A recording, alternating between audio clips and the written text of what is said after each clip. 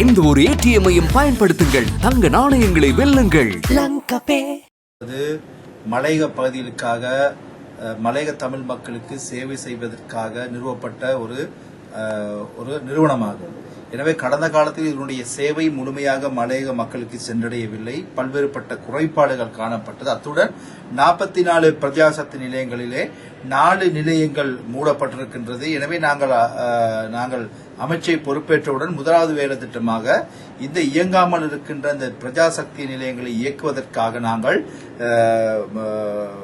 நிதி ஒதுக்கீட்டை மேற்கொண்டிருந்தோம். அதன் பிரகாரம் நினைக்கிறேன், உதாரணத்திற்கு ரத்னபுரி அவுப்பை நிலையத்தை திறப்பதற்காக நாங்கள் 27 லட்சம் ரூபாவை நாங்கள் ஒதுக்கியிருக்கிறோம்.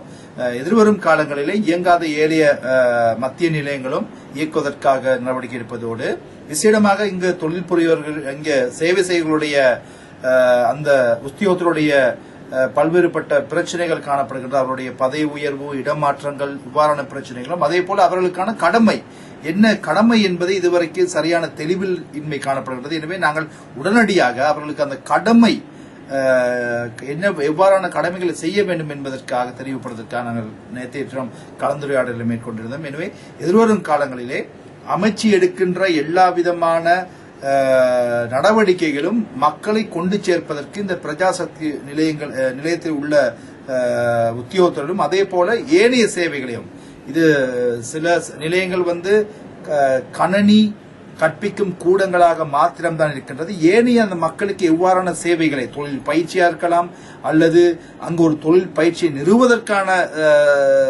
விடயங்கள் இருக்கின்றது. இவ்வாறான நாங்கள் ஆய்வு செய்து ஒரு பல்வேறுபட்ட, அதாவது பல சேவைகளை வழங்கும் ஒரு நிலையமாக இந்த பிரஜாசக்தி நிலையத்தை மாற்றுவதற்கு நாங்கள் தீர்மானித்திருக்கிறோம்.